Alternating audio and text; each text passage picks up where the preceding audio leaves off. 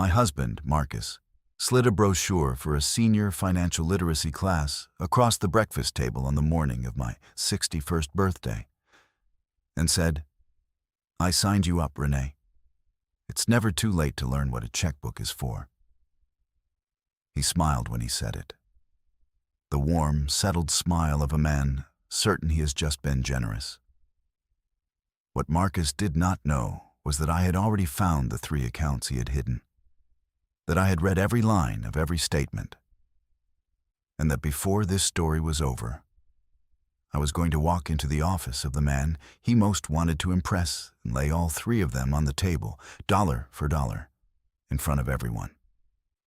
Before I tell you what happened next, I'd love to hear from you. Have you ever been underestimated by someone you loved? By someone who should have known better?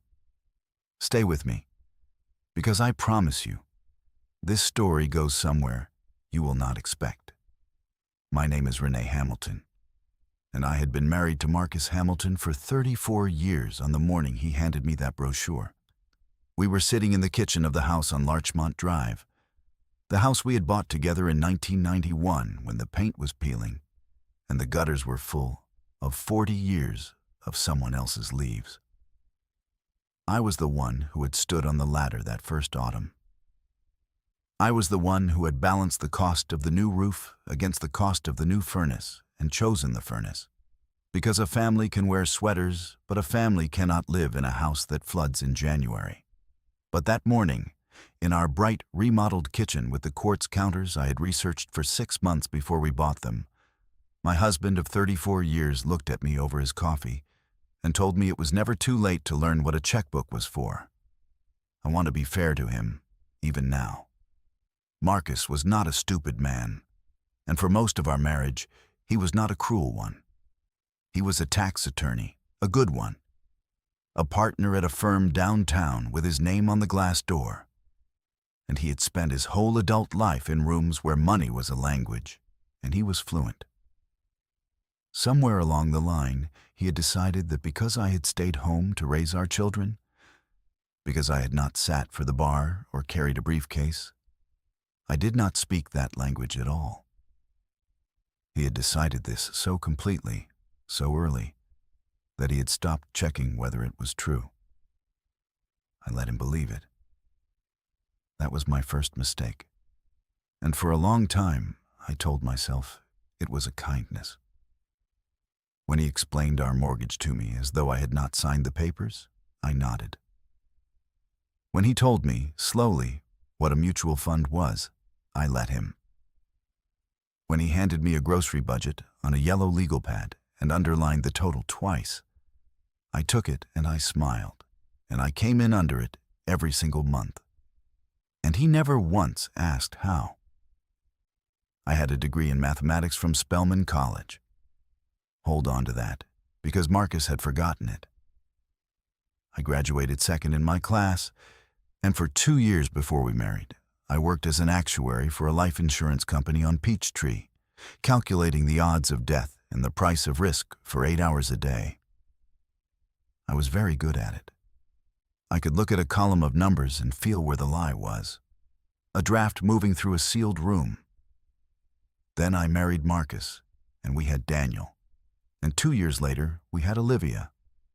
And I stepped back from the insurance company because daycare for 2 would have eaten my whole salary and then some. And that math, at least, Marcus and I did together.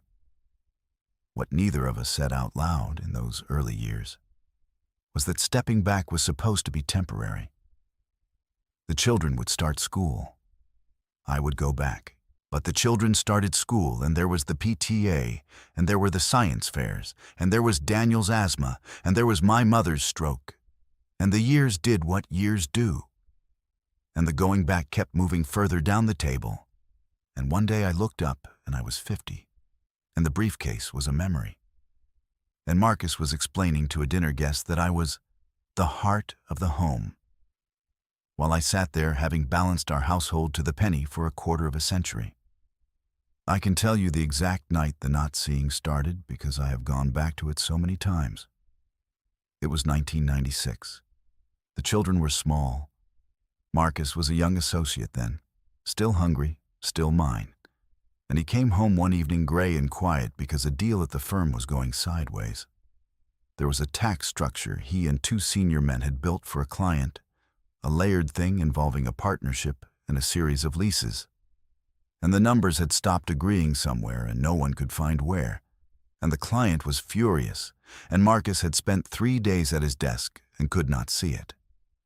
He spread the papers on our dining table that night after the children were down, not to ask me. He would never have asked me. But because he had nowhere else to spread them, and I had cleared the dishes. And I stood behind his chair with a dish towel in my hand. And I looked at the columns the way you look at a face you used to know. And I said quietly, "Marcus, the lease payments on the second property are being counted in 2 places, here and here. That's where your $200,000 went." He turned around and looked at me. I will never forget that look as long as I live, because it had 2 things in it at once, and the 2 things were fighting. The first thing was relief, pure animal relief, because I was right. He checked it that very night, and I was right, and it saved the deal. And the second thing, the thing that won, was something I can only call discomfort. He did not like that I had seen it. He had spent 3 days, and 2 senior partners had spent 3 days, and his wife with the dish towel had found it standing behind his chair. He said, "Huh." That was all. "Huh." And he gathered the papers, and he thanked me as you might thank a child who hands you a tool, and we never spoke of it again. And somewhere in the weeks after, without either of us deciding it out loud, the money stopped being a thing we did together. He started taking the household statements for himself. He started explaining instead of asking. I think I have had a long time to think about it. I think I frightened him that night, standing behind his chair, and a frightened man does not say, "Teach me." A frightened man says, "You wouldn't understand," and keeps saying it until it becomes true enough to live inside. I let him. That is the part I have had to forgive myself for. I saw the look, and I understood what it meant. And I chose peace over being seen. And I went on choosing it for almost 30 years. I tell you all of this so you understand that when Marcus slid that brochure across the table, he was not lying about who he thought I was. He genuinely believed I could not read a balance sheet. He had built his entire idea of our marriage on the assumption that I was the warm, soft, simple part of his life.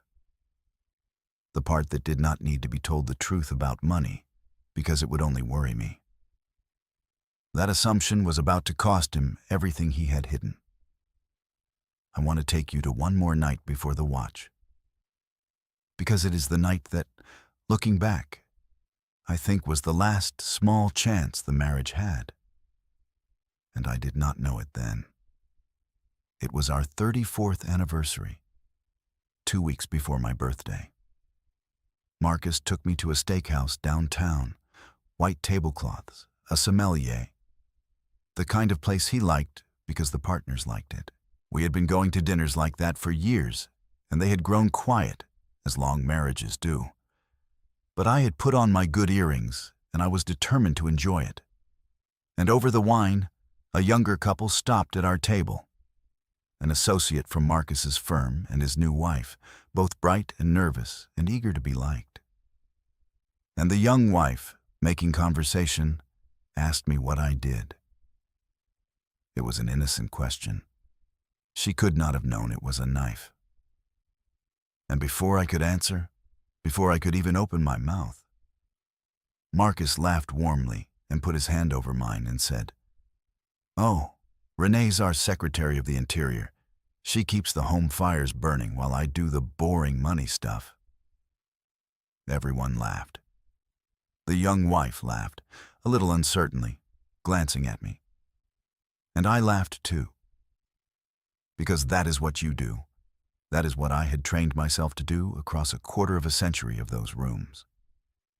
But the young wife did something I have never forgotten. After the men had drifted into shop talk, she leaned across to me, just to me, and she said softly, "What did you do? Before? Really?" And I looked at this stranger, this girl, the only person at that table who had thought to ask, and I heard myself say, "I was an actuary. I calculated mortality risk for an insurance company. I was second in my class at Spelman in mathematics."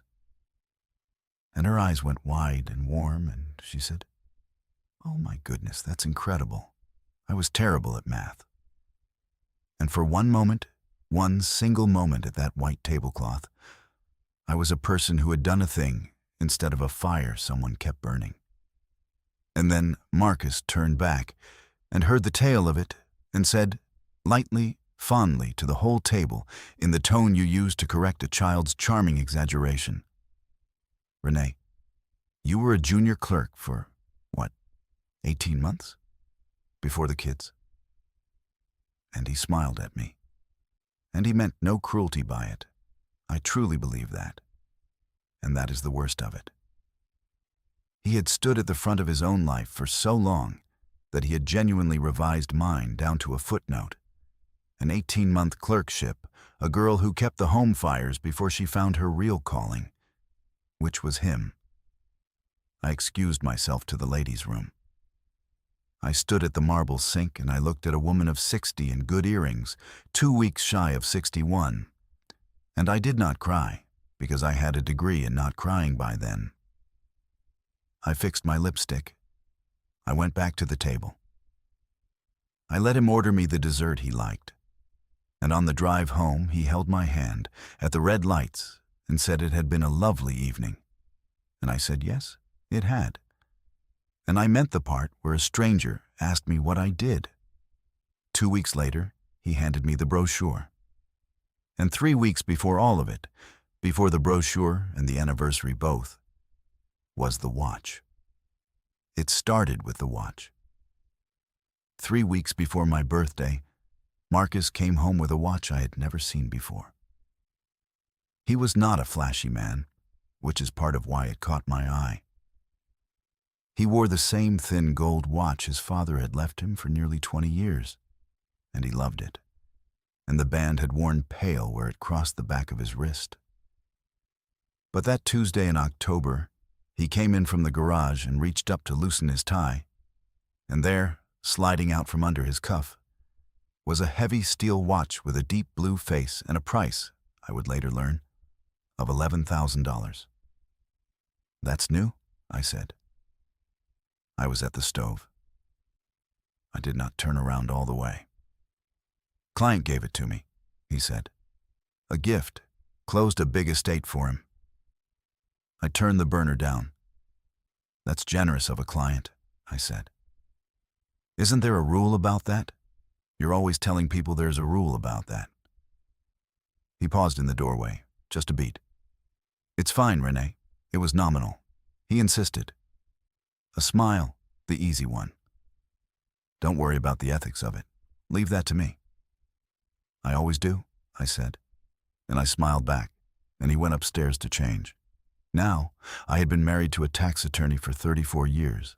I knew it bone deep, knew it before I had finished turning down the burner, that a partner at a firm with his name on the glass does not accept an $11,000 watch from a client. It is a conflict. It is the kind of thing that ends careers.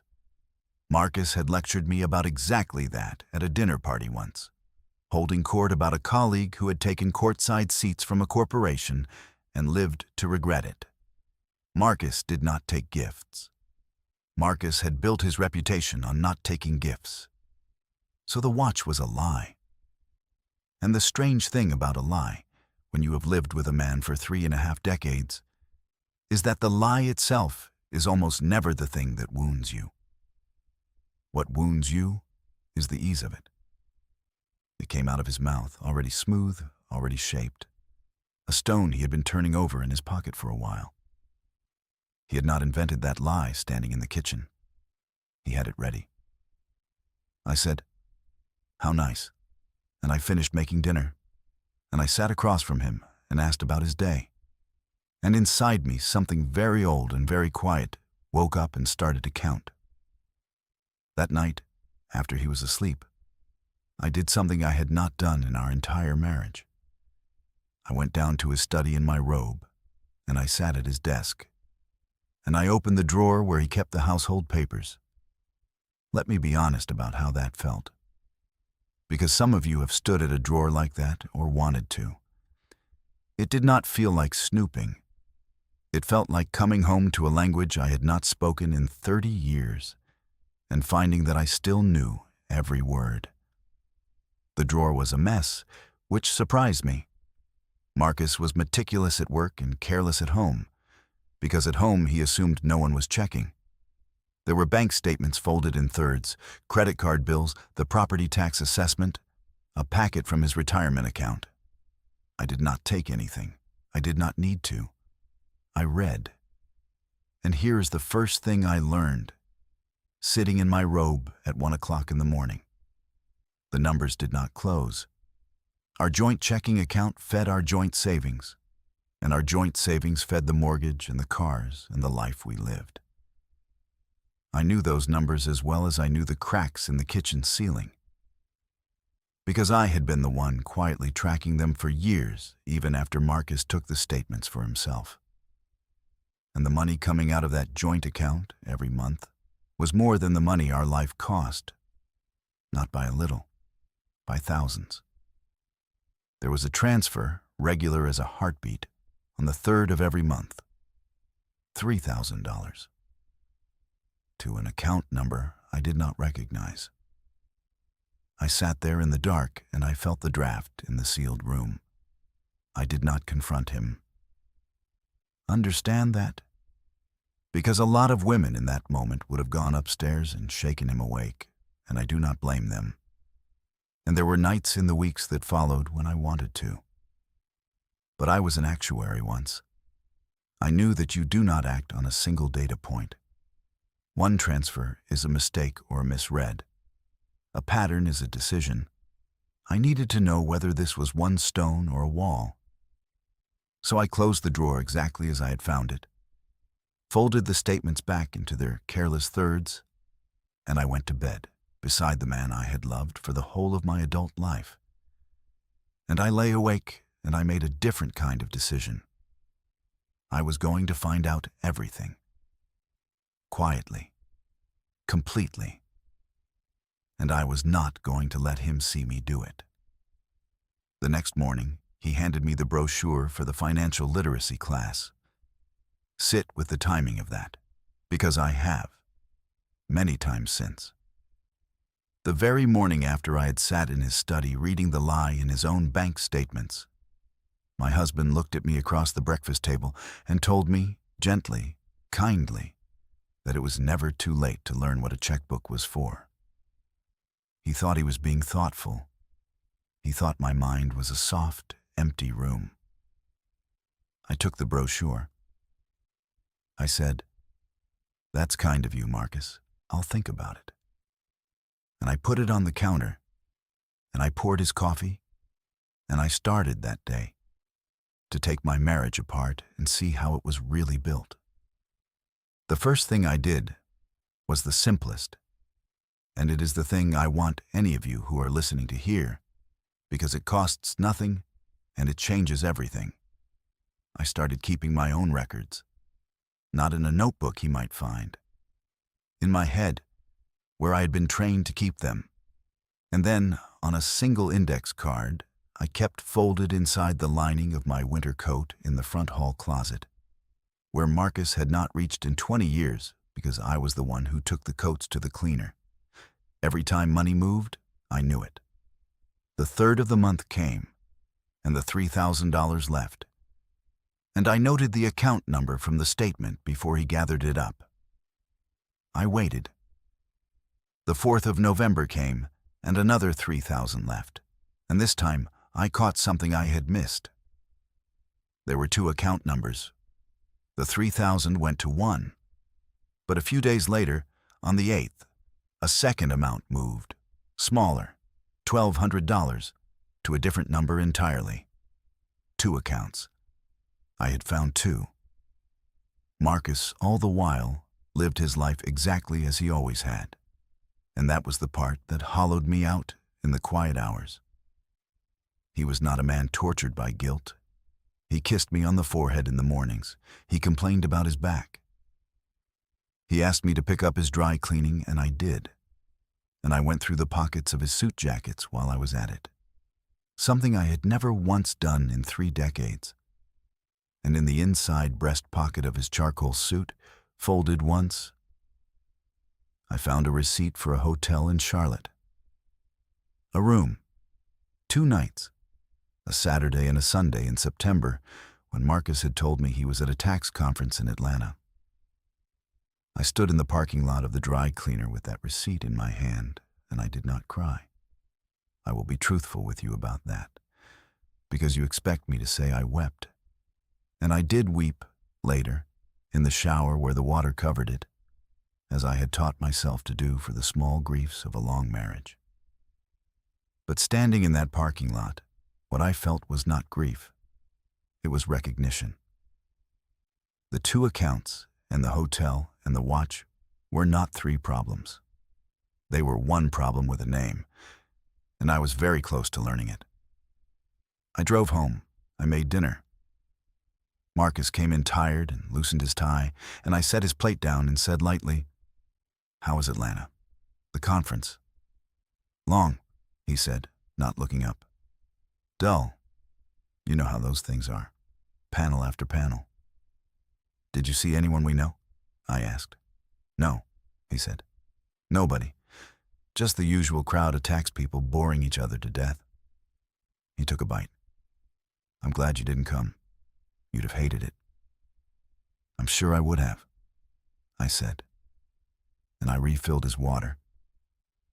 And I thought, with a calm that frightened even me, "You were in Charlotte, in a hotel, with her, and you're sitting at my table inventing panels, and you have no idea, none at all, who you married. Now Daniel and Olivia, because they matter, and because I have not been fair to them yet by leaving them out. Daniel, our son, was 31 that autumn, an engineer in Seattle, married, expecting his first child in the spring. Daniel was his father's son in the worst small way. He had absorbed, without ever being told it directly, the idea that his mother was the soft part of the family. A call from Daniel always went the same way, and you should hear it, because it is its own small grief. "Hi, Mom. How are you feeling? Did your knee thing get better?" "It's fine, baby. How's the—" "Good, good. Hey, is Dad around? I had a question about the rollover on my 401k. And I would say, "Sure, hold on, let me get him." And I would carry the phone to Marcus and put it in his hand. And I would hear my husband explain to our son the exact thing I could have explained better, the tax treatment, the timing, all of it. And I would go and fold laundry in the next room, because that is what the soft part of the family does. It never once occurred to Daniel to ask me. It never once occurred to me to make him. Olivia was different, and I thank God for it. Olivia was 28, a nurse, single, fierce, and she had inherited my eye for when something does not close. When Olivia was 9, she came home from a friend's birthday party and told me, with a frown, that the magician had a second deck in his sleeve. And she was right. She had counted the cards. She lived across town, and she came for Sunday dinner most weeks. And she was the only person in my life who had never once spoken to me as though I were simple. It was Olivia I told first. Not everything. Not at first. But 3 weeks into my quiet accounting, on a Sunday in November when Marcus had gone to the office to catch up, Olivia and I were doing the dishes, and she said without looking at me, "Mom, what's wrong with you lately?" I almost said nothing. 34 years of saying nothing had worn a deep groove, and it would have been so easy to slide down it. But I looked at my daughter, my fierce girl who counted cards, and I dried my hands on the towel, and I said, "Your father is hiding money from me, at least 2 accounts. And he was in Charlotte in September, not Atlanta." Olivia put down the plate she was holding. She did not gasp. She is a nurse. She has stood in rooms where the worst news in the world gets delivered, and she has learned to keep her face still so the patient can find their footing. She kept her face still for me. "How much?" she said. "I don't know yet," I said. "That's what I'm finding out." "Okay," she said. And then my daughter, my 28-year-old daughter, took the towel out of my hands and said the thing that I will love her for until the day I die. She said, "Then we find out all of it, and we don't let him see us looking." And Mom, you're not crazy. You were never crazy. I want you to hear me say that, because I think he's spent 30 years making you feel crazy, and you're not. I had not known, until she said it, how much I needed someone to say it. I had spent so long letting Marcus be the one who knew things that some small, frightened part of me had started to wonder if maybe he was right, if maybe I had lost the language, if maybe the woman who could feel a lie in a column of numbers was gone, and I was only the soft, simple part of the house now. And my daughter handed me back to myself in one sentence at the kitchen sink. That was the night the finding out stopped being something I did alone. Olivia knew how to do things I did not. She was young. She lived on the internet as fluently as her whole generation did. She showed me how to pull statements I had never seen, how a public record search worked, how you could look up a property deed in the county where it sat and read the names on it for free. And what we found, over the next several weeks, sitting at her little kitchen table with the door locked and the curtains pulled tight against the streetlight, took my breath away in stages. I want to give you one of those evenings whole, because the work was the heart of it. And people who tell these stories usually skip the work and go straight to the ballroom. And that is a lie about how a thing like this actually gets done. It was a Tuesday.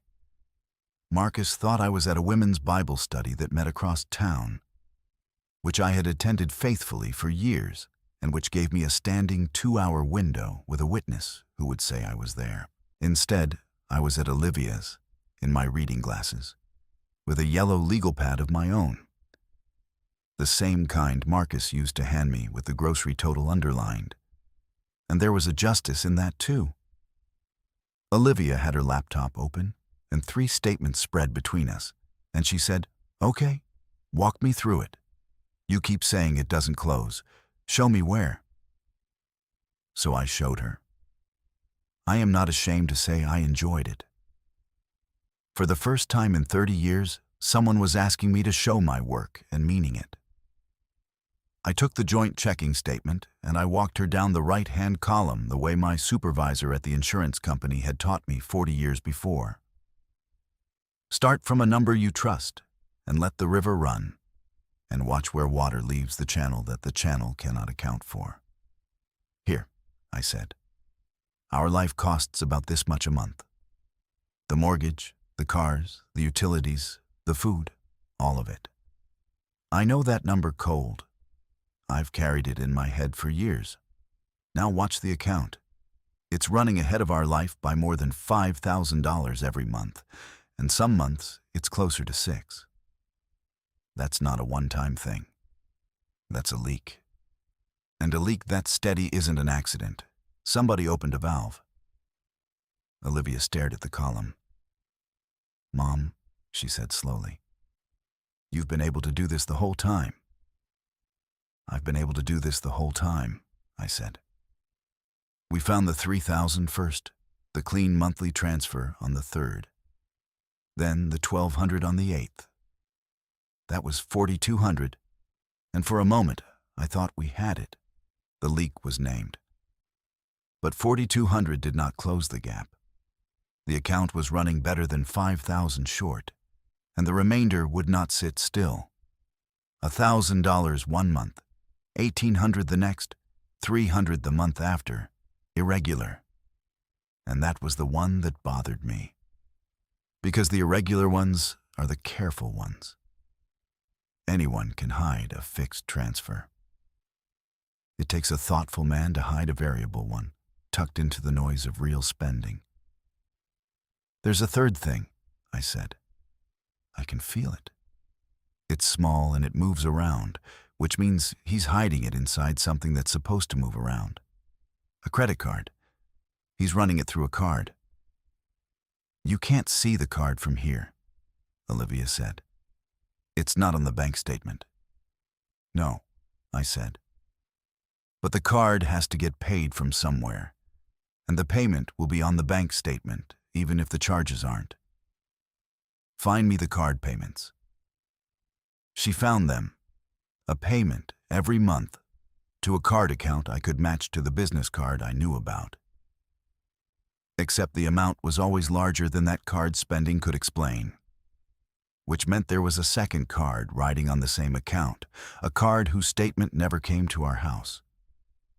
We could not see what was on it. Not yet. But we could see its shadow on the wall, the size of the monthly payment. And the shadow was the size of a whole hidden life. Olivia sat back in her chair and looked at me with an expression I had not seen on my daughter's face since she was 9 years old and had counted the magician's cards. You found 3 leaks in an hour, she said, doing it in your head, that a forensic accountant would bill 4 figures to find, and he signed you up for a class on checkbooks. He did, I said. Mom. She reached across the statements and took my hand. I am so angry I can barely see straight. But I am also, Mom, I am so proud to be your daughter I could cry. Do you understand that both of those are true? I do, I said. Now help me find out where the leaks go.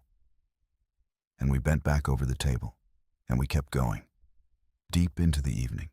2 women and a laptop and a legal pad, taking a marriage apart valve by valve. The first account, the one taking $3,000 a month, was at a bank 2 counties over in a town called Statham, where neither of us had ever set foot. It was not a secret savings account for a rainy day. Olivia tracked the deposits backward as far as the records would let us, and the $3,000 a month transfers had been running for 4 years. 4 years. I did the arithmetic in my head before she could reach for her phone. 48 months. $144,000. And that was only what had gone in from our joint account. The balance, when we finally saw it, was larger than that, which meant money was coming in from somewhere else too. The second account, the one taking $1,200 a month, was newer, about 14 months old, and it was not in a bank at all. It was a brokerage account, an investment account, and it was registered to a name I did not recognize at first. A limited liability company called Blue Harbor Holdings. I want to tell you what it is like to see a stranger's company spending your money. Blue Harbor Holdings. I had never heard those 3 words in my life, and they had been quietly eating $1,200 of our marriage every month for over a year. Olivia looked up the company in the state's business registry, and there, on a screen in her little apartment, was the name of the person who had registered it. Marcus Hamilton. My husband had formed a company. He had given it a pretty name, Blue Harbor, like a place you would want to retire to. And he had been funneling our money into it, and from it into investments, building something in the dark that had his name on it and not mine. While across town he was telling our son how 401k rollovers worked and signing his wife up for a class on checkbooks. I sat in my daughter's kitchen, and I felt 34 years rearrange themselves behind me.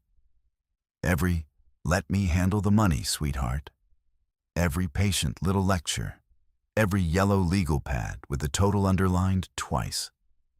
It had not been condescension. Or it had not only been condescension. It had been cover. He had needed me to believe I could not follow our own money, because a woman who could follow it would have found Blue Harbor Holdings in an afternoon. "There's a third," Olivia said quietly. She was scrolling. "Mom, there's a third account." I had suspected it already. The half-second of vertigo when your foot expects one more stare in the dark. The numbers from the joint account still did not fully close, even after we found the 3,000 and the 1,200. There was a third leak, smaller, harder to see, hidden inside what looked like a legitimate expense. Marcus had a credit card I knew about, a business card that he used for client dinners and travel, and that the firm partly reimbursed. But there was a second card, issued to the same account, that I had never seen a statement for. And on that second card, charged carefully, modestly, never enough to trigger an alarm, was a life I had not been living. A standing flower order, a jeweler, the hotel in Charlotte and others, and a recurring monthly charge, $800, to a property management company in the same town as the first account. Statham. He was paying rent on an apartment in Statham. We found her name the slow way, the only way it could have come. It had been there in the picture all along, and we simply had not let ourselves see it. The property management company, the apartment, Olivia, being Olivia, did not stop at the building. She found the lease, or rather, she found that the lease for that unit was co-signed. 2 names, Marcus Hamilton and a woman named Sandra Pratt. I knew the name. That was the part that made me put my hand flat on my daughter's kitchen table to steady myself. Sandra Pratt was a paralegal. She had worked at Marcus's firm. I had met her twice at the firm's holiday party, a pretty woman in her early 40s with a quick laugh. And both times she had been warm to me, had complimented my dress, had said what a lovely couple we made. She had stood in front of me with my husband's apartment key in her purse and told me what a lovely couple we made. So now I knew all of it. 3 accounts. The bank account in Statham, 4 years deep, $144,000 and counting. The brokerage account, Blue Harbor Holdings, a company with his name on it and not mine. And the third leak, the secret credit card, paying for an apartment and a woman and a whole second life, $800 at a time. I knew the amounts. I knew the bank. I knew her name. I knew everything except what I was going to do about it. And that, my friends, is where the real story begins. Because knowing is not the same as winning. I had spent 34 years being underestimated, and I was not going to waste that. The instrument was not the knowledge. The instrument was that he still did not know I had it. Olivia wanted me to leave. I understood why. She is young and she is fierce, and when you are young and fierce and someone you love has been wronged, the whole of your body wants to stand up and overturn the table. She said, "Mom, we have enough. We go to a lawyer Monday. We freeze it all. We walk in there and we end it." "No," I said. "Mom, listen to me," I said, and I took my daughter's hands across her little table. "If I go to a lawyer Monday and freeze the accounts, here is what happens. He is a tax attorney. He has spent his whole life in those rooms. He will lawyer it. He will explain Blue Harbor Holdings as a tax-advantaged investment vehicle for our retirement, a surprise he was building for us. He will say the Statham apartment is a property investment. He will produce a story for every single number, because producing a story for numbers is what he does for a living, and he will produce it to a judge who does not know him, and some of it might even stick. And worse than that," I stopped. "Worse than that, The whole time, he will be looking at me across that courtroom thinking, she found this. The simple one. The wife who waters the plants and worries about the curtains. He will be embarrassed and surprised, and then he will adjust. Because adjusting is the one thing he never fails to do. I do not want him to adjust.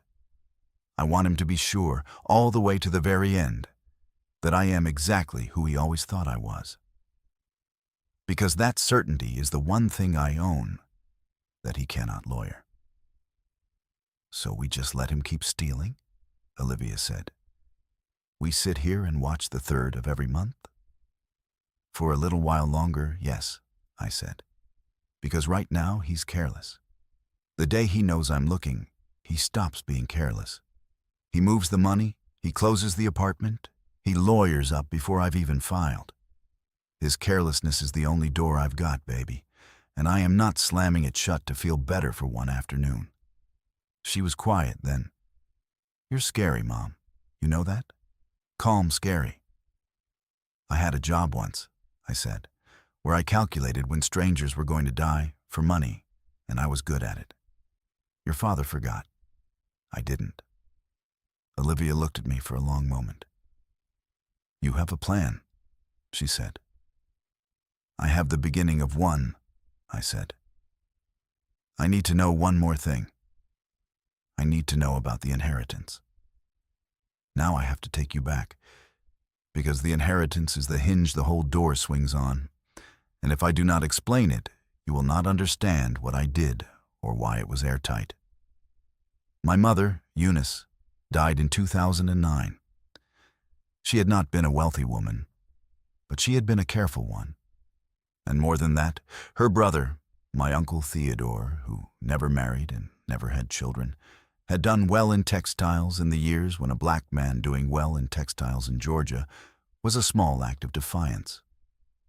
And when Theodore died, he left the bulk of what he had to my mother. And when my mother died, she left it to me. To me, not to Marcus.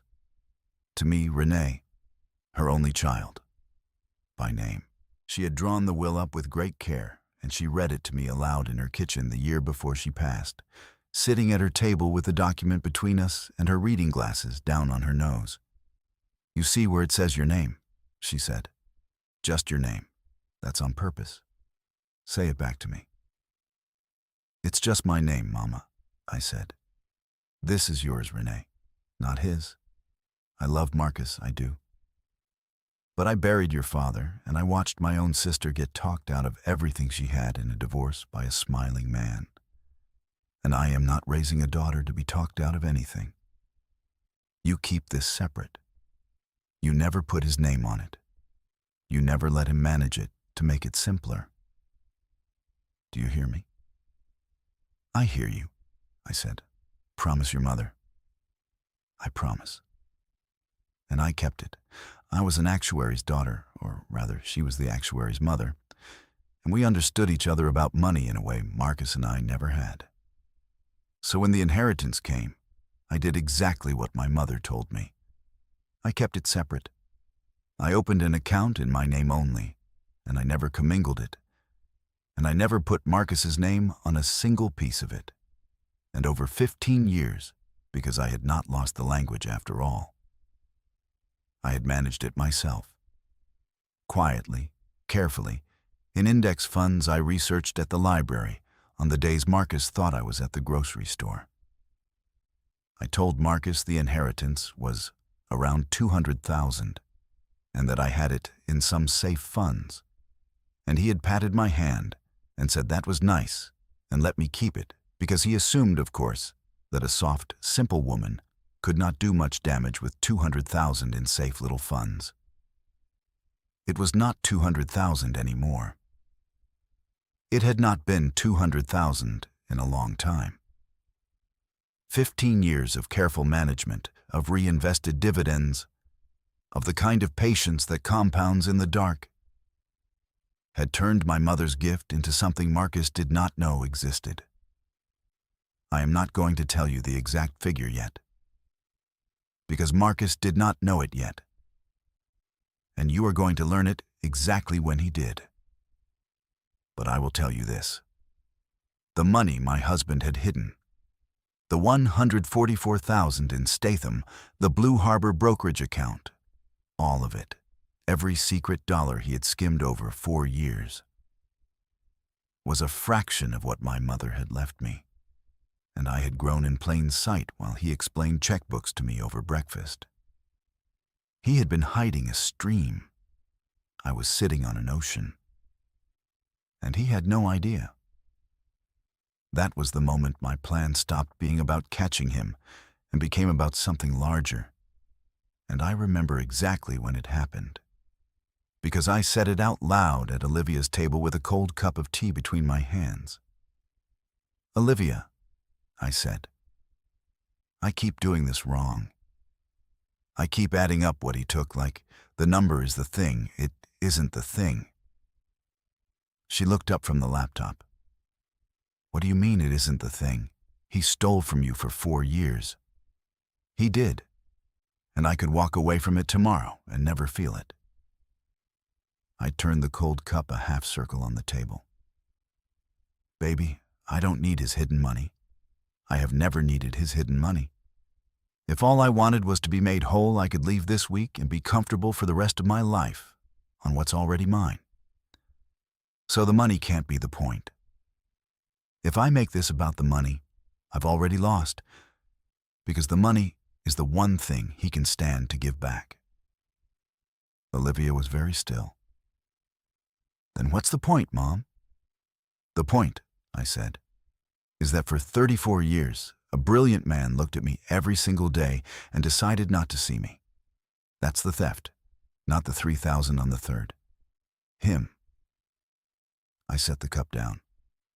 "I am going to make him see me, once, all the way, in front of the one audience whose opinion he has ever cared about more than mine. And here is that audience, because choosing it was the most important decision I made. Marcus's whole career, his whole sense of himself, orbited a single son, the senior partner of his firm, a man named Walter Brennan. Walter was 73, silver-haired, old money Atlanta, the kind of man who had a portrait of himself in the lobby and deserved exactly half of it. Marcus had spent 20 years trying to be Walter's favorite. He laughed at Walter's jokes a half-second too long. He brought up Walter at our dinner table more often than some men mention their own fathers. And the great prize, the thing Marcus had been angling toward for years, was a seat on the firm's executive committee. The inner ring, the men who actually owned the place. Walter controlled that seat. He had described Walter to me one night that fall, over dinner, before I knew any of what I came to know. And I had filed it away, without yet understanding I would use it. He was buttering a roll, talking about the committee, and he said, lowering his voice as if Walter might hear, "The thing you have to understand about Walter is that he's old-fashioned about character. Genuinely. He doesn't care how much business you bring in if your name gets attached to something unseemly. One whiff of scandal and you're done with him, partner or not." "That sounds like a hard man to please," I said, passing him the salt. "He's the most important man at that firm," Marcus said, as though that answered it. "He's the only one whose opinion I actually lose sleep over." I have thought about that sentence many times since. He lost sleep over Walter's opinion. He had never once lost sleep over mine. Old-fashioned about character. I turned those words over in my mind for a week. Because here is the thing about a man like Walter Brennan, a man who hangs his portrait in his own lobby and prides himself on character. He does not actually care very much about a colleague's private affairs. Men like Walter have looked the other way at 1,000 of those.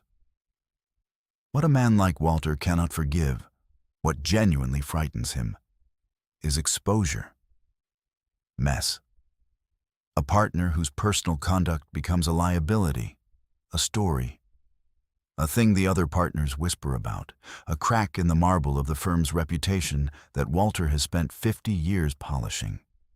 Marcus had hidden everything so carefully, not because he feared my pain. He feared Walter's disapproval. The whole architecture of his secrecy, the LLC with the pretty name, the carefully modest credit card charges, the apartment 2 counties over, was built to keep his second life from ever reaching the one room that mattered to him. So I decided that the reckoning would happen in that room. But I am getting ahead of myself, and I promised you I would stage this honestly. So let me go back to the kitchen and the weeks of the quiet build, because the build is where the real work was done, and it was not glamorous. And most of it I did with a steady face, while Marcus sat 10 feet away. The first thing I did was get organized in a way that would survive a lawyer. Olivia had taught me to find things, but finding is not the same as proving. I needed copies, originals where I could get them, a clean, dated, ordered record that a judge or a senior partner or Marcus himself could look at and not be able to argue with. So over 6 weeks, I built a file. I am going to tell you exactly how, because some of you need to know it is possible. I requested, in my own name, the full account history of every joint account we held, which I had every legal right to do, because my name was on them, a fact Marcus had forgotten, along with everything else about my competence. Those histories showed every transfer out, dated and numbered, the 3,000 and the 1,200 marching down the page month after month, an undeniable record in the bank's own ink. I could not get into the Statham account or the Blue Harbor brokerage directly. Those were in his name or the company's. But I did not need to be inside them. I had the joint statements showing the money leaving for them. I had the public business registry showing Marcus as the sole member of Blue Harbor Holdings, with the formation date and his signature. I had the county property record showing the lease co-signed by Marcus Hamilton and Sandra Pratt. And I had the secret credit card. And this is the piece that took the longest, because I had to be patient. I waited until a paper statement for that hidden card came to the house, which it finally did, in a plain envelope addressed to Marcus, in late November. He was at work. I steamed it open with the trick my grandmother taught me as a child for opening my own birthday cards so I could reseal them. I copied every line, and I sealed it back so cleanly he opened it himself 3 days later without a flicker. $800 to Statham Property Management, a jeweler, a florist with a standing weekly order to an address that was not mine, the hotel in Charlotte and a hotel in Savannah and a hotel in Asheville. Months of a second life, itemized in his own card statement. I put all of it in a folder. A burgundy leather folder with brass corners that I had bought myself years before to hold my mother's will and the papers from her estate. The one beautiful, expensive thing I had ever bought for my own private use, because my mother's memory deserved better than a manila envelope. I emptied my mother's papers into a drawer, and I filled that burgundy folder with the evidence of my husband's hidden life. And every time I added a page, I thought of my mother sitting at her kitchen table saying, "You keep it separate, you keep it yours." While I built the file, I did one other thing, and this was the hardest, because it required me to lie with my whole body to a man I had never once lied to before. I became, in those weeks, the most contented wife Marcus had had in a decade. Let me be careful here, because I do not want you to think I am proud of the deception. I am not. But understand the strategy, because it was the same strategy a man like Marcus had used on me. And there is a justice in that I have made my peace with. He needed me to believe I was simple, so I would not look closely. I needed him to believe I was content, so he would not change anything. would not move the money, would not close the accounts, would not sense the floor shifting under him before I was ready. So I cooked his favorite meals. I asked about Walter. I told him one evening that I had been thinking about the financial literacy class and that maybe he was right. Maybe I would sign up in the new year. He beamed. He actually reached across the table and squeezed my hand and said, "I'm proud of you, Renee. It's good to keep the mind active." I smiled back at the man who was paying $800 a month to keep Sandra Pratt in an apartment in Statham, and I said, "Thank you, Marcus. That was the loneliest dinner of my life, and I need you to know that." Sitting across from him, being praised for my willingness to learn what I had a degree in, I felt a loneliness so total it had gone past hurting and turned strangely peaceful. The dangerous piece of a body that has stopped feeling the cold. But I held the smile, and I held the file, and I waited. Because timing was everything. And I had learned the most important date from the credit card statement and from Marcus's own mouth. There was one night, in the middle of all that waiting, when I nearly lost everything. And I have to tell you about it because I do not want you to think any of this was smooth. It was past midnight. I had gone down to the study to add a page to the burgundy folder. I kept it then in a hat box on the top shelf of the hall closet behind my mother's good Sunday hat, where Marcus had not looked in 20 years. And I had the folder open on the desk under the green lamp, and I heard the stairs. You cannot imagine how fast a heart can move. Marcus's voice came down ahead of him, thick with sleep. "Renee, you down here?" And I had 3 open bank statements on the desk, with his hidden account numbers circled in my own hand, and his signature on the Blue Harbor Registry filing sitting right on top. And there was no time, none, to put it all away. So I did the only thing there was time to do. I swept the pages into the folder, I closed it, I slid it under the desk blotter, and I picked up the one harmless thing on the desk, which was a seed catalog that had come in the mail. And when Marcus appeared in the doorway in his robe, rubbing his eyes, I was sitting in his chair holding a catalog of tulip bulbs. "I couldn't sleep," I said. "I was thinking about the front beds for spring. Look at these. I want to do a whole row of the dark purple ones along the walk." He stood there a moment, swaying a little with tiredness, looking at his wife in his study at midnight, planning a tulip bed. And the thing I had counted on for 2 months held. The great soft assumption held. Because of course it held. What else would a soft, simple woman be doing in the study at midnight but dreaming about flowers? "It's late," he said. "Come to bed. You'll catch cold." And he padded back up the stairs. I sat in that chair for 10 full minutes before my hands were steady enough to retrieve the folder. And what I felt, sitting there with the tulip catalog still in my lap, was not fear, though I had been afraid. It was a kind of grim, clear understanding. The very assumption that had erased me for 30 years, that I was soft, simple, decorative, incapable of anything more dangerous than a flower bed, was now the thing keeping me alive in his house. The disguise he had forced on me had become my armor. He had spent 30 years making me invisible, and now I would walk straight up to him wearing the invisibility he gave me, and he would not see the knife until it was already turned.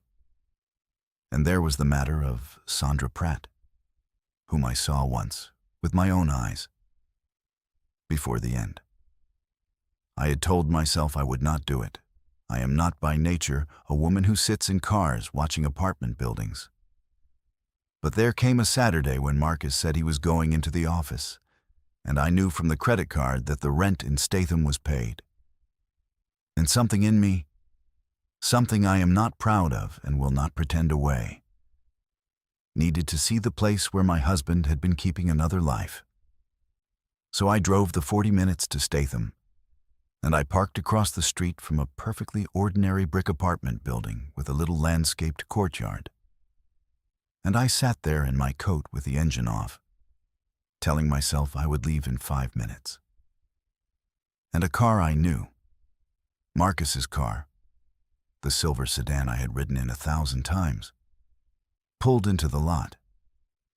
And he got out in a weekend sweater I had never seen, carrying a grocery bag and a bunch of flowers, the standing florist order, I realized. The $800 life. And a woman came out of the building to meet him on the path. Sandra Pratt in jeans, her hair down, younger than me by 15 years, and laughing at something he said. And she took the flowers and went up on her toes and kissed him. Easy and familiar, a kiss that had clearly happened 1,000 times before, in the courtyard of a building my money had paid for. I did not feel what I expected to feel. I had braced for grief, for rage, for the floor to open.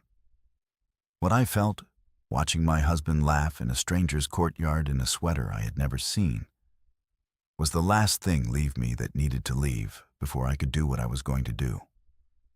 Whatever small, treacherous part of me had still been hoping there was an innocent explanation. Still been hoping the watch was a gift and the accounts were a surprise and I was a foolish, suspicious woman. That part went quiet, for good, in that car. I put the key in the ignition and I drove home. And I did not cry on the drive. I had work to do. And now I knew, all the way down, that the work was right. I told Olivia that night, on the phone, in 4 sentences. I drove to Statham, I said. I saw them. He brought her flowers and groceries, and she kissed him in the courtyard, and I am completely fine. There was a silence on the line. Mom, she said carefully, you do not have to be fine. I know, I said, but I am. The part of me that needed to be wrecked by it was wrecked a long time ago. What's left just wants to finish. And I meant it, and she heard that I meant it, and she stopped trying to make me cry. The firm's annual partners' dinner was the 2nd Saturday in December. Walter Brennan's event, black tie, spouses invited. The executive committee seat, Marcus had told me with that nervous reverence, would be discussed informally in the new year. And the partners' dinner was where a man made his final impression before the discussing began. Marcus had been preparing for that dinner for months. He had a new tuxedo. He had practiced out loud in the bathroom mirror, a short remark he hoped to make to Walter about the direction of the firm. He wanted that seat with a hunger that had quietly outgrown everything else in his life, including me. And Sandra Pratt, I learned from the steamed open statement, and from one careful, casual question I asked at the right moment, was no longer a paralegal at the firm. She had left in the spring. Which meant, and this was the detail that decided everything, that she was not a firm employee anymore, not a colleague, not someone whose presence could be explained away as professional. She was simply the woman whose name was on the lease in Statham. And Marcus, I discovered, planning his great evening, his impression on Walter, had made one catastrophic assumption. He assumed I would not come. I had not been to a firm event in 3 years. I had begged off the last several with a headache, a cold, a daughter who needed me. Because the truth was those rooms full of lawyers explaining things to each other had become unbearable. And Marcus had stopped expecting me, had in fact come to prefer it, because a wife at home was a wife who could not see who he sat next to. He mentioned the dinner to me exactly once, in passing, and said, "It'll be a late one. You don't have to come. I know those things bore you." He said it kindly. He was, I'm sure, relieved. I said, "Are you sure? I'd hate for you to be there alone." "I'll be fine," he said. "Stay home. Rest." "All right," I said, "if you're sure." And I went, the next morning, and I bought a navy sequined gown. Now here is where I have to tell you the part of the plan that was not about the dinner at all. Because the dinner was the stage, but it was not the whole machine. And a reckoning that is only a scene is just a tantrum in nicer clothes. I wanted more than to embarrass him. I wanted it to be consequential, permanent, and airtight. So that when the night was over, there would be nothing for him to lawyer his way out of. And for that, I needed two things in place before I ever walked into that ballroom. The first was a lawyer of my own. Not for the divorce. That would come, and it would be simple, because thanks to my mother, my own money was untouchable, and our marital assets, even split down the middle, left me more than secure. No, I needed a lawyer for a narrower, sharper purpose. Because in the course of building my file, Olivia and I had found something in the Blue Harbor Holdings paperwork that went beyond a cheating husband hiding money from his wife. Marcus had funded Blue Harbor partly with money he had moved out of a client trust account. I need to slow down here because this is the legal hinge. A client trust account is sacred in the law. It is money a lawyer holds for a client, settlement funds, estate funds, money in escrow. And it is not the lawyer's money, not for a single day, not for a single dollar. To move money from one into your own investment company is not an affair. It is not even just a betrayal of a marriage. It is theft, and it is the one thing that does not get explained away. Not to a judge, not to the state bar, and above all, not to Walter Brennan, whose firm's name was on that account. Let me be careful and fair because I have been careful and fair this whole time. The amount Marcus had moved from the trust was not enormous, and I came to believe, going through the records with the lawyer I eventually hired, that he had told himself it was temporary, that he was borrowing it, that he would put it back when Blue Harbor matured, that no one would ever know because no one was ever going to check the books of a tax attorney who explained checkbooks to his wife. That is the thing about a man who has decided no one around him can follow the numbers. He gets careless. He starts to believe the lie he told everyone else. The lawyer I hired was a woman named Adayese Okoro, a forensic specialist, sharp and quiet and unimpressed by men like Marcus. When I sat down across from her, she folded her hands and said, "Tell me what brings you in. Take your time." "My husband is hiding money from me," I said. 3 accounts. He's been doing it for 4 years. I've documented all of it myself. She raised an eyebrow, the politely skeptical eyebrow of a woman who has heard 100 wronged spouses overstate their case. "You've documented it yourself." "Open the folder," I said. She opened it, and I watched her face change as she turned the pages, the skepticism draining out of it, replaced by something sharper and more careful. And when she had gone through it, once she went very still and looked at me over her glasses and said, "Mrs. Hamilton, do you understand what you have here?" "I believe I do," I said, "but I'd like to hear you say it." "You have a clean, documented case of a marital partner concealing assets, which gives you enormous leverage in a divorce," she said. "But you also have, if these trust records are what they appear to be, evidence of professional misconduct that is reportable to the state bar and possibly to law enforcement. These are 2 different weapons, Mrs. Hamilton. The divorce protects you. The bar complaint ends him. I need to know which one you want to fire, because they have very different consequences. And once the second one is fired, it cannot be called back." I sat in her office for a long time before I answered, and I will be honest about that. Because it was the hardest moral hour of this whole story, harder than the parking lot, harder than the lonely dinners. Because I did not want to destroy Marcus. Hear that? All of you who have been wronged and have lain awake imagining the satisfaction of the other person's ruin, when the real ruin was sitting in a folder on a lawyer's desk, ready to fire. I found I did not want it. 34 years is 34 years. We had buried my mother together.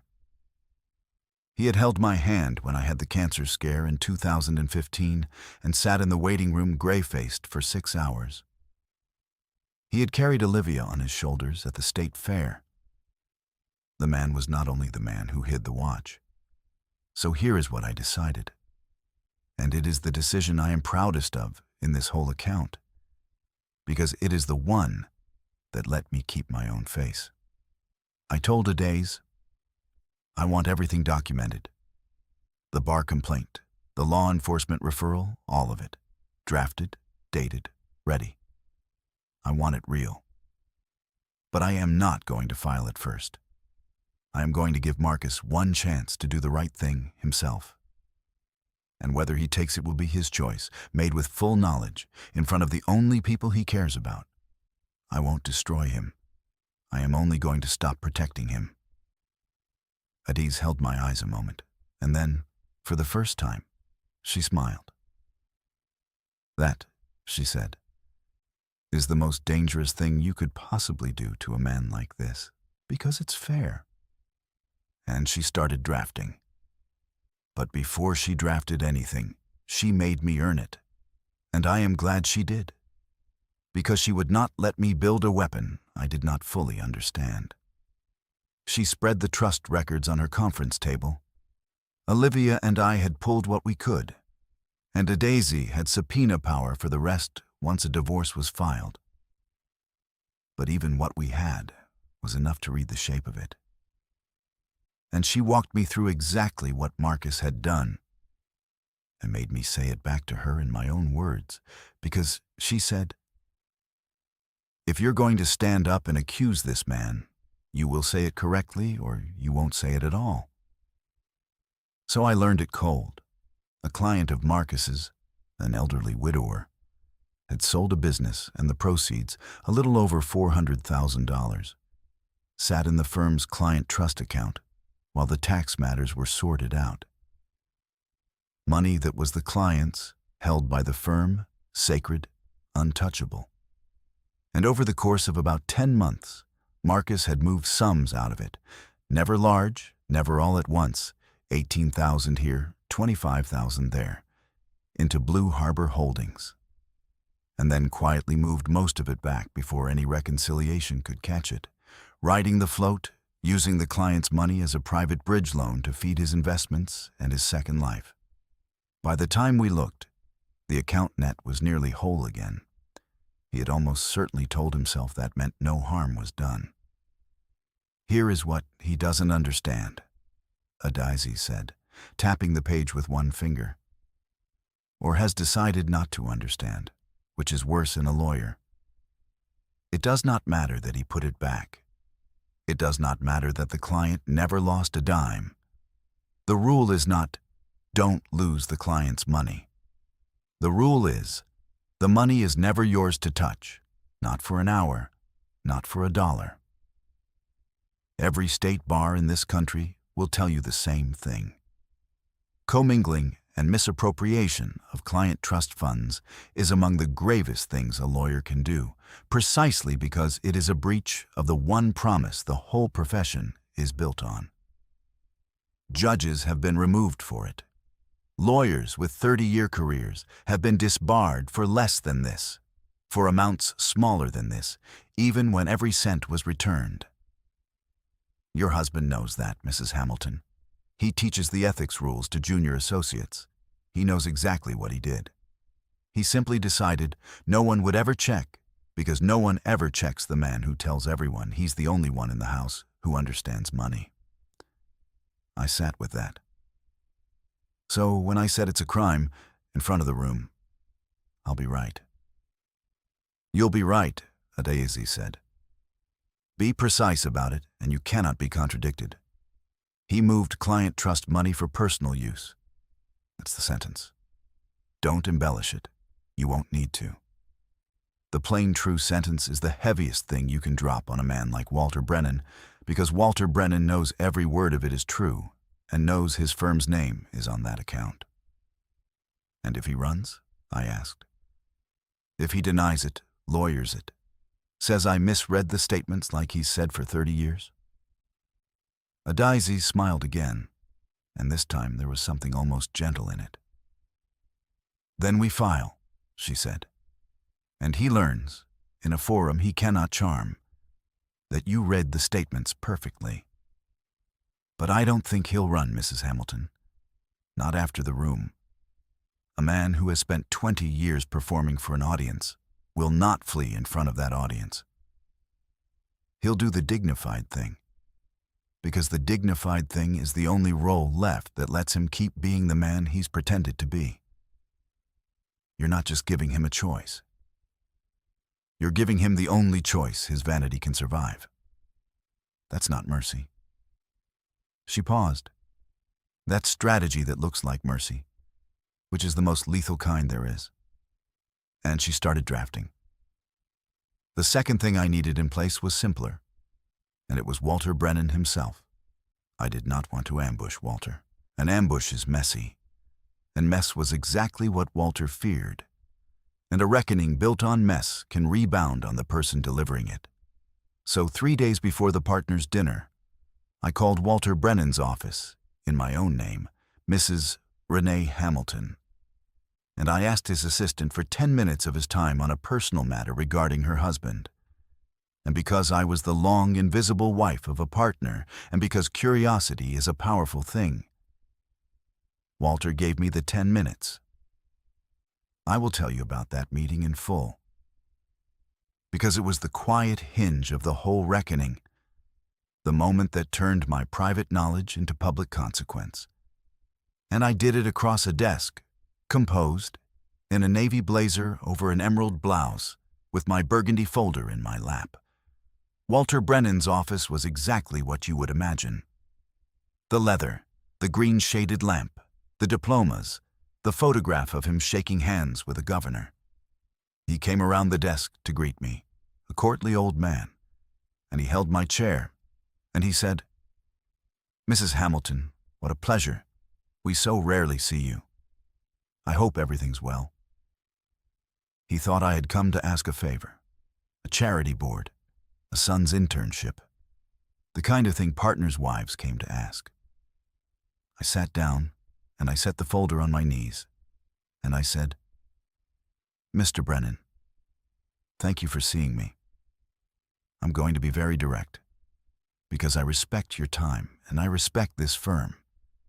And what I'm about to tell you, I'm telling you because I believe you'd want to hear it from me, privately, before it becomes anything else." And I opened the folder. I did not cry. I did not rage.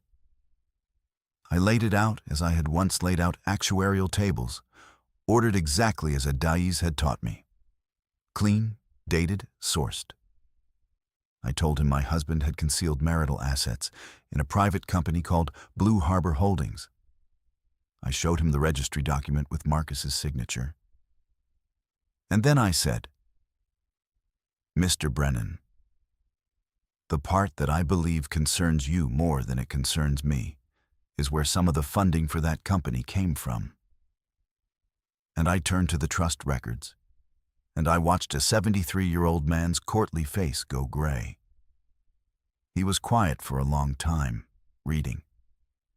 He read carefully. He was a lawyer, and a good one under the portrait-hanging vanity. When he finally looked up, he did not bluster, and I respected him for it. He said, "Mrs. Hamilton, if what I'm reading is accurate, and I will of course have it verified, then your husband has done something to this firm that I cannot—" He stopped and started again. "Why are you bringing this to me, and not to a court or to the bar?" "Because I have not decided to bring it to the bar," I said. "Not yet. That decision belongs to Marcus, and he doesn't know he's making it yet." "Mr. Brennan, My husband has spent 20 years wanting one thing from you more than he has wanted anything from me. He wants the committee seat.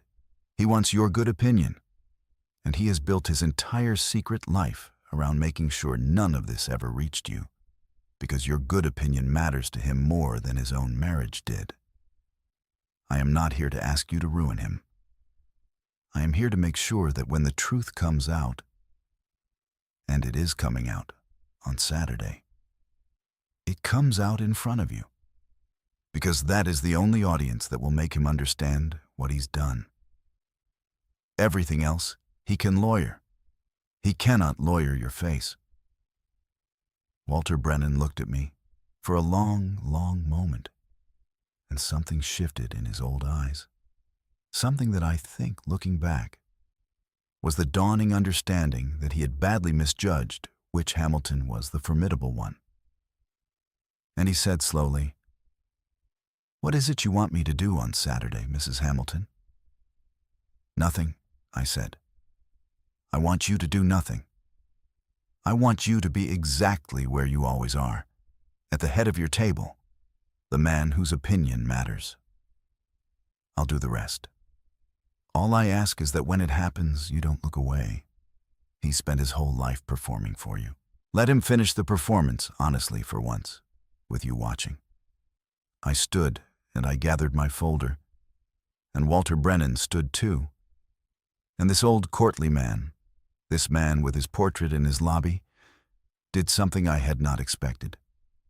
He came around the desk and he took my hand in both of his and he said, "Mrs. Hamilton, in 50 years of practice, I have met a great many lawyers. I am not sure I have met many people I would less want to be on the wrong side of. Your husband is a fool, and I don't mean about the money." And I thanked him, and I left.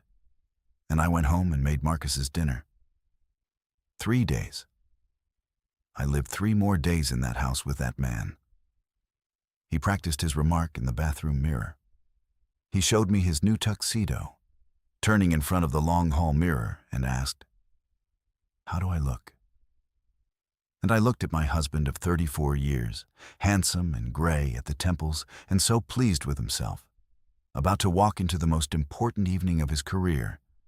And I said, "You look like a man who's about to get exactly what he deserves." He laughed. He thought it was a compliment. He kissed my forehead and said, "I really wish you'd come, you know. You'd like Walter." "I've changed my mind," I said. "I think I will come." He stopped just for a second, with his hand on the banister. And something flickered across his face, the smallest shadow, gone almost before it arrived. "You want to come?" he said. "It's an important night for you," I said. "I want to be there. I'll wear the navy." "Well," he said, and the shadow passed, and the pleasure came back. Because of course it did. Because in his mind, there was nothing for the shadow to land on. "Well, that's wonderful, Renee. Walter will be glad to meet you properly." "I'm counting on it," I said. The night before the dinner, Daniel called from Seattle. It was an ordinary call, his Friday night check-in, and his wife was due in the spring, and he was full of the small terrors of a man about to be a father. And he talked to me about cribs and pediatricians. And then, as he always did, he said, "Is Dad around? I wanted to run the college fund thing by him." And I stood in my kitchen the night before I was going to take his father's life apart in a ballroom, holding the phone. And I came so close to telling him. I wanted to. I wanted to say, "Daniel, sit down. There are things about your father.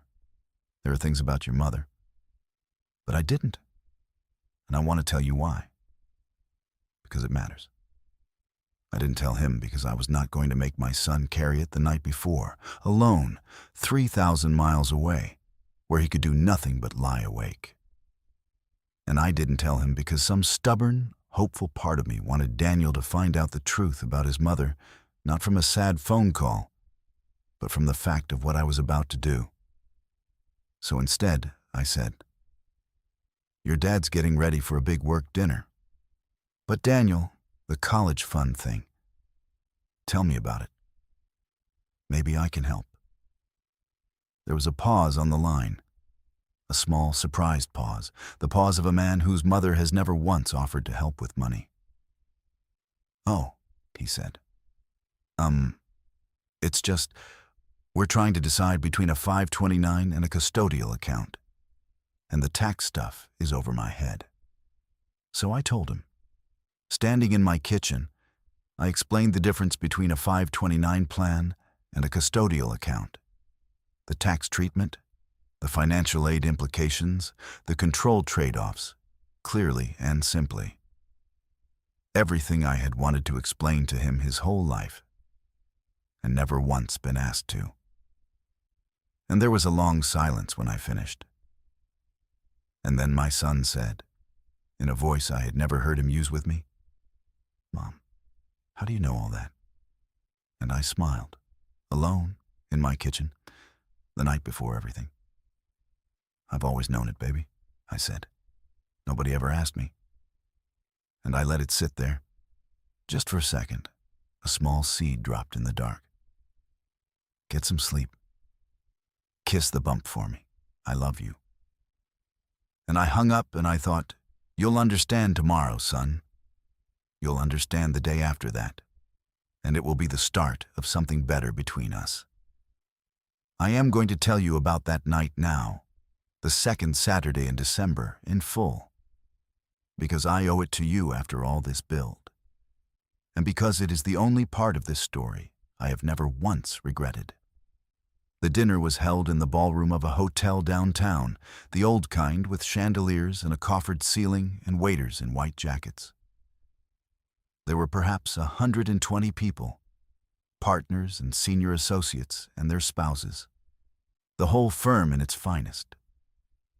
And at the front of the room, on a low dais, a long head table where Walter Brennan sat in the center, the still point the whole room arranged itself around. Marcus and I were seated at a table near the front, a good table, a being watched table, because Marcus was a man on the rise and everyone knew it. I want to describe Marcus at that dinner because I had not seen him so happy in years. He glowed. He worked the room before we sat, his hand on shoulders, his laugh easy, and he kept me close at his elbow and introduced me, my wife, Renee, to partner after partner. And they were all kind to me, the long unseen wife. And I was gracious. And I watched my husband shine. And I felt, underneath the cold purpose of what I had come to do, one last unbearable tenderness for the man he might have been if he had ever once let me be real to him. There were speeches over the salad and the soup. Walter spoke, of course, a smooth practice speech about the firm's century of integrity, its reputation, the character of its people. And I watched Marcus drink in every word about character with shining eyes. And I thought, you have no idea. Then there was a stretch after the main course was cleared, when the formal program paused and the room loosened into talk and people moved between tables. And this was the window I had chosen. Because Walter, I knew, would soon rise to make his closing remarks and would, by long tradition, invite a few partners to say a word. And Marcus, desperate Marcus, had been angling all week to be one of them. He got his wish. Walter rose, tapped his glass, and the room came to a hush, and Walter said a few warm words and then said, "Before we close, I'd like to hear from one or two of our partners. Marcus, I understand you have some thoughts on where we're headed." I watched my husband's face open with pure, undefended joy. This was it. This was the moment he had practiced in the mirror, the moment that would carry him into the new year and toward the seat. He rose, buttoning his jacket, the very picture of the man he wanted to be. And he began to speak, and he was good. I will give him that. He was good, fluent and warm and modest, talking about stewardship and trust and the firm's sacred obligation to the people who put their money in its care. He used the word trust. He said the firm's whole reputation rested on the sanctity of the client trust. He said it with his hand over his heart. And I stood up. Picture it exactly as it happened. Because I have, every day since. A ballroom of 120 people in black tie. My husband mid-sentence at his table, glowing, his hand on his heart, talking about the sanctity of client trust. And his wife, the woman no one in that room had really looked at all evening, rising slowly to her feet in a navy sequined gown, with a burgundy leather folder in her hands. Marcus stopped. He looked at me, and the smile was still on his face, but it had gone uncertain at the edges. And he said lightly, "For the room, Renee?" "I'm sorry to interrupt, Marcus," I said. My voice did not shake. I had wondered if it would, and it did not. "But you're speaking so beautifully about trust, and I find I have something to add. Walter, Mr. Brennan, may I?" And Walter Brennan, at the head of the table, did exactly what I had asked him to do. He did not look away. He set down his glass, and he folded his hands, and he said, in his courtly old voice that carried to every corner of that silent room, "Please, Mrs. Hamilton, go on." I have never felt anything like the quality of that silence. 120 people, every face turned, and my husband standing 10 feet from me with the color draining out of his. "Most of you don't know me," I said, to the room, calmly. "I'm Renee Hamilton. Marcus and I have been married for 34 years, and for most of those years, my husband has believed something about me that I let him believe, which was my mistake, and I'd like to correct it tonight, since we're all here, and since he's just spoken so movingly about trust." I opened the folder. My husband believes I cannot read a balance sheet. He signed me up 2 months ago for a class to teach me what a checkbook is for. He's a brilliant man, my Marcus, truly. But he made one error in his career, and it's the same error he made in our marriage. He assumed that the woman across from him couldn't read the books. "Renee." Marcus's voice was low now, urgent, all the gloss gone. "Renee, sit down. This is not the place." "I think it's exactly the place," I said gently, and I did not stop. 4 years ago, my husband opened a bank account in a town called Statham, 2 counties from our home, and began moving $3,000 a month of our marriage into it. I have the statements. 14 months ago, he formed a company. He gave it a lovely name, Blue Harbor Holdings, registered in his name and not mine, and funneled our money into it. I have the registry filing with his signature. And he has been paying $800 a month on a credit card he believed I'd never see, for an apartment in Statham that he co-signed with a woman named Sandra Pratt. You could hear the room breathe. Somewhere a fork touched a plate, and the small, bright sound of it carried the whole length of the ballroom. "Renee, that's enough." Marcus's voice had dropped to something low and shaking. "You're confused. You've gotten into papers you don't understand, and you've built a story out of them, and you're embarrassing yourself in front of these people." "Am I confused about the $3,000 on the 3rd of every month, Marcus?" I said. "Tell me, tell the room. I'll wait." He opened his mouth. Nothing came. "Tell them I'm confused about Blue Harbor Holdings," I said. "Tell them your wife can't read a registry filing with your own signature on it. Go ahead. You've told me I can't read for 30 years. Tell them now." "This is not..." He looked around the table, at the partners, at their wives, at the faces that had admired him an hour ago. "This is a family matter. This doesn't belong here. You brought it here. I said gently. You stood up in this room, just now, with your hand on your heart, and you talked to all these people about trust. I'm only finishing the sentence. And he took a step toward me, and he said, Renee, you don't understand what you're looking at? These are investments. This is a tax strategy. You don't. And he turned instinctively, helplessly toward Walter, toward the man whose good opinion was the whole point, to explain, to lawyer it, to produce a story for the numbers as he always had. And he found Walter Brennan looking back at him with a face like a closed door. That was the moment.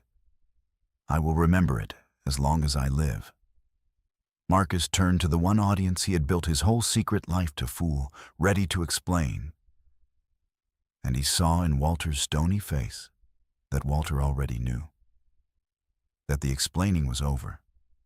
That the room he had performed in for 20 years had seen behind the curtain. I watched my husband understand, in real time, that there was no version of the numbers he could narrate his way out of, because the one man who mattered had already done the arithmetic. Marcus, I said, and now my voice was very soft, almost kind, and the room had to lean in to hear it. I didn't come here to talk about the apartment or Sandra or even the money you hid. A wife being lied to is an old, sad story, and it's mine to carry, and I'll carry it. I came here because of one thing in this folder that isn't about our marriage at all. I turned to the trust records, and I held the page up, not for the room, but for him. I came because of where some of the Blue Harbor money came from. You just stood up in front of all these people, with your hand on your heart, and spoke about the sanctity of the client trust. So I think these people, and Mr. Brennan, deserve to know that you took from it. I had never in my life seen a man's face do what Marcus's face did then. It was not the shock of being caught with the money or the woman.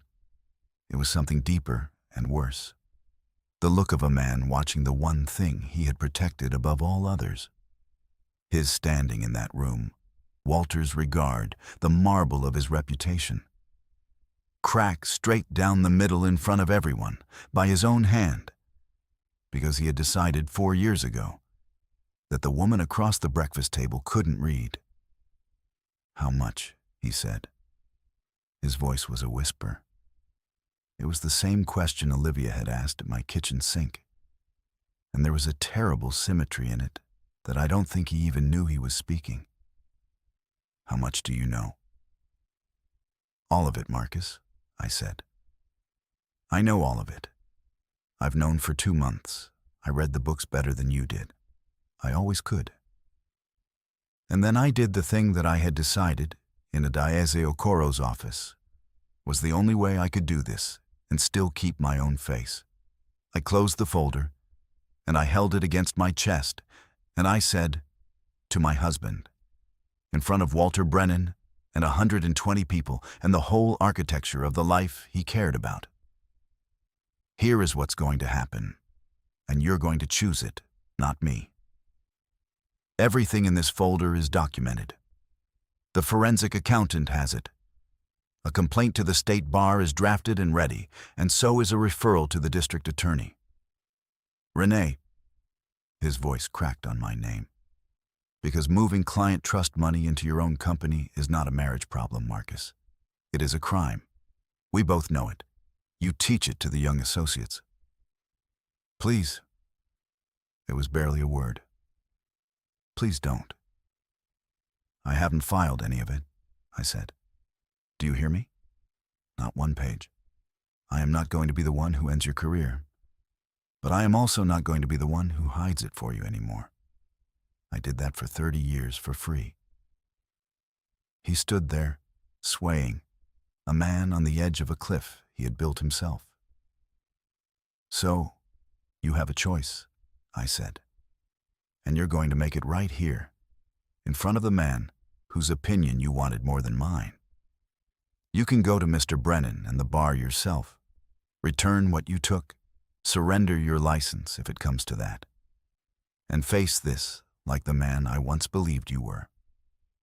Or you can run and lawyer and deny, and I will file every page. And if I do it your way, he said, hoarse, if I do the right thing, what do I get? Nothing, I said. You get to keep your own face, that's all.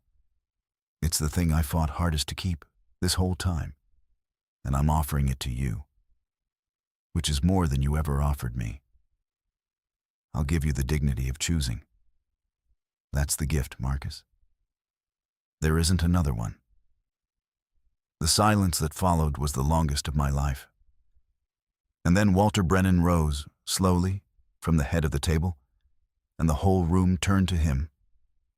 And he looked down the length of that ballroom at Marcus, and he said, in a voice of terrible, quiet courtesy, Marcus, my office, Monday morning, 8 o'clock. Come prepared to tell me everything, or don't come at all. And he turned to me, and this old man inclined his head, just slightly, a small bow given to someone badly underestimated, and he said, Mrs. Hamilton, thank you for your candor. The firm is in your debt. And he sat down. I did not look at Marcus again. I did not need to. I gathered my folder, and I walked the length of that silent ballroom in my navy gown, past 120 faces, and not one of them was looking at the woman who couldn't read a balance sheet because that woman had never existed. They were looking at me, Renee Hamilton. And I held my head up, and I walked out into the cold December night. And Olivia was waiting at the curb in her little car with the engine running, exactly where I'd asked her to be, and I got in. And only then, with the door closed and my daughter's hand on my arm, did I let the tears come. Mom, she said. Mom, you did it.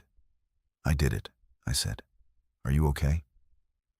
And I sat in my daughter's car in my mother's kind of dignity, in a navy gown, with 34 years closing quietly behind me. And I said the truest thing I knew. I will be, I said. I'm not okay tonight, but I will be. Because I finally know I never lost it. I never lost a single bit of it. He just stopped looking. Marcus came home that night. I had thought he might not. I was in the living room with the lamp on, still in the gown, when I heard his car, much later than mine, and his key in the door, and his slow step in the hall. He came and stood in the doorway of the living room, and he looked terrible, not angry, not yet, just hollowed out, a man who had walked out of the most important room of his life into the cold and driven around for hours. He said, You planned that. It was not a question. Yes, I said. For how long? 2 months.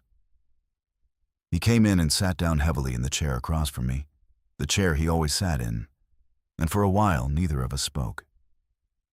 The clock ticked, and then he said, and his voice broke on it, Why like that, Renee? In front of everyone? You could have come to me. You could have... We could have talked privately, like adults, I said. Like two people who knew each other. I kept my voice gentle, because I had decided, weeks before, that I would not raise my voice to him, not even now, not even allowed to. Marcus, I came to you. I came to you for 34 years. I stood behind your chair in 1996 and showed you where the lease was double counted, and you said, huh, and never asked me again. I came to you the night you handed me a brochure about checkbooks, and I poured your coffee. There was no private room left where you could hear me, because you had decided, a long time ago, that I had nothing to say about money. The only room where you could finally hear me was the one with Walter in it. You made that room the only one that mattered. I just held the door. He put his face in his hands. And I will be honest about what I felt, watching the man I had loved for most of my life break down in his own chair. Because the easy thing to tell you would be that I felt triumphant, and I did not. I felt grief, the clean, true grief I had postponed for 2 months, finally arriving on schedule. But I also felt, and this is the part I will not apologize for, I felt unmoved in my purpose. Both of those at once. You can weep at a funeral and still know, all the while, that the person had to be buried.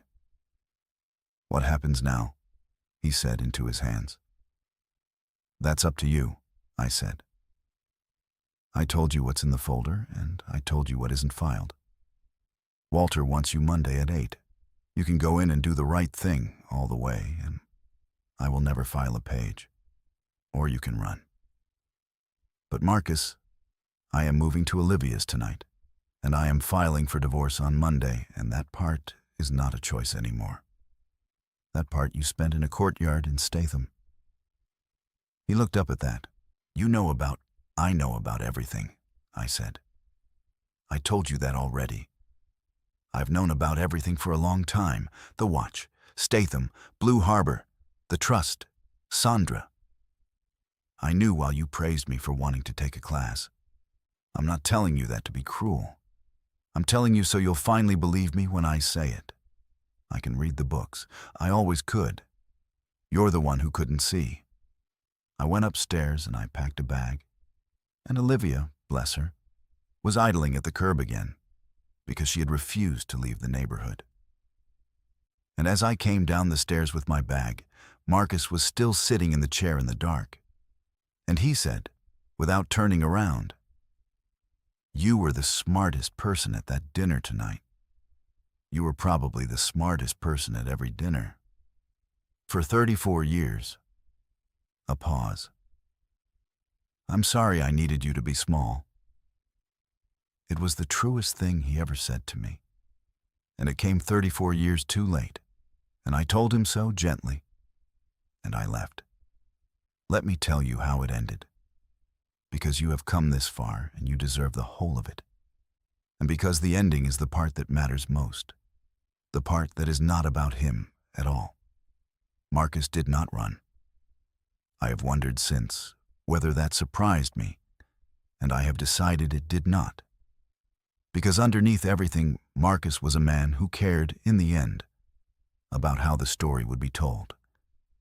And I had given him the one path that let him tell it as something other than a man who had to be dragged. He went to Walter's office Monday at 8, and he did the whole of the right thing, all the way down, which I only learned the full shape of that afternoon when the phone rang. He would never sit on an executive committee. He would never have his name on glass again. The seat he had wanted more than his marriage went to someone else in the new year. And Marcus, at 59, started over very small, in a one-man office, doing the kind of work he had once explained to me as beneath him. Walter Brennan called me himself, the Monday afternoon after, which I had not expected. His voice was tired and old on the phone, the courtliness worn thin by a hard morning. "Mrs. Hamilton," he said, "I thought you should hear it from me. He came in at 8. He told me everything, all of it, no excuses, which I'll give him credit for. It's the most honest I've seen the man in 20 years, and it took losing everything to get there." A pause. "He's resigned. He's returned what he took. I've handled it so the client is whole and the firm is protected, and the bar will do what the bar does. But he self-reported, so it will be a suspension and a reprimand, not the end of him entirely. I did not do that for Marcus. I did it for the old man whose money it was, and for this firm's name, both of which I've spent 50 years protecting." Another pause, longer. "But there's something else you should hear. And then I'll let an old man go. In 50 years, I have watched a great many people try to bring down a clever man, and they almost always do it badly, out of rage, and they almost always end up looking smaller than the man they were aiming at. You did not look smaller, Mrs. Hamilton. You looked like the only adult in the room. I will not forget it. The firm owes you a debt it can never name out loud, and you have a friend in me for whatever years I've got left. And he hung up, and I sat with the phone in my lap for a long while, and I thought, the man who saw me clearest in the end was a 73-year-old stranger, not the man I married. There is a lesson in that, though it is not a kind one. I did not file the criminal referral. Some of you wanted me to, and I understand. But I had told Adaiz I would give him the chance to choose, and he chose. And a woman who keeps her word, even to a man who broke his, is a woman who gets to keep her own face in the mirror for the rest of her life. That was worth more to me than his ruin. It always had been. The divorce was clean and quick because there was nothing to fight about. My mother's money was mine, separate, untouched, exactly as Eunice had insisted at her kitchen table 15 years before. And I will tell you the figure now, because Marcus knows it now too, and I rather enjoy that he does. The $200,000 he had patted my hand about had become, over 15 years of the careful, patient, invisible management of a woman everyone thought couldn't read a balance sheet, just over $1.5 million. He had been hiding a stream of $3,000 a month and feeling clever about it. I had been quietly tending an ocean 10 feet away, and he never once thought to look. Because he had decided, long ago, that there was nothing there to see. We split the marital assets down the middle, as the law provides. And the hidden accounts, the Statham Bank account, Blue Harbor Holdings, all of it, came back into the light and were counted and divided. Every secret dollar surfaced and named and put on the table, exactly as I had promised myself they would be. I was in the room when it happened, and it was quieter than you would think. A conference table in Adaiz's office, Marcus across from me with his new, smaller lawyer, my forensic accountant with 3 binders. Once the divorce was filed, the subpoenas had teeth, and the accounts Marcus had kept in the dark for 4 years had to open their books to the light. So we sat there, the 2 sides, and went through it line by line, and the man who had told me for 30 years that I couldn't follow the numbers had to sit and watch me follow every single one. Account 1, my accountant said. Statham Savings and Loan, opened in Marcus Hamilton's name, fed by transfers from the marital account at $3,000 a month for 48 months. Current balance, with the additional deposits, $211,000. He slid the statement across. Marcus did not reach for it. I did. I read it, every line, and I said, "That's right," because it was, and I wanted him to hear me say it. Account 2, my accountant said. Blue Harbor Holdings Brokerage, sole member Marcus Hamilton, funded by transfers and by, he paused delicately, by other sources now reconciled. Current value, $340,000. Account 3, he said. And this was the small, careful one, the one I had felt before I had seen, the irregular thread in the joint statement that had bothered me most. A secondary credit account run as a personal expense channel, settled monthly from marital funds, totaling approximately $51,000 in concealed personal spending over the relevant period. Statham rent, the florist, the jeweler, the hotels, all of it added up in daylight on a page. I slid that last statement back across the table, and for the first time all morning, Marcus spoke. He did not look at the page. He looked at me. The third one, he said quietly. I hid it inside the card on purpose. I spread it across real charges so it would never show. Nobody was supposed to be able to find that one. I know, I said. It was the careful one. It's the one that told me who I was dealing with. He was silent a moment, How long did it take you to see it?" "About an hour," I said, at Olivia's kitchen table in my head. And my husband closed his eyes for a second, gave the smallest, most defeated shake of his head, and said, almost too low to hear, "An hour." That was all. Not an argument. Not a tax strategy. Just the arithmetic of 30 years finally landing on him. An hour at a kitchen table, in the head of the woman he had signed up for a class on checkbooks. 3 accounts. I had set it to a ballroom. 3 accounts, and here they were. All 3 opened and counted and named.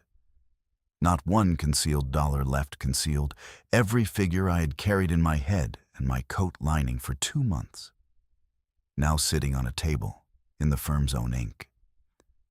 And the strange, quiet justice of it was that there was no shouting and no need for any. Marcus sat with his hands folded and watched his wife read the secret architecture of his second life back to him, line by line, every number correct. By the time we initialed the last page, every dollar he had hidden was on the table with my name beside half of it. I kept the house on Larchmont Drive. I wanted it.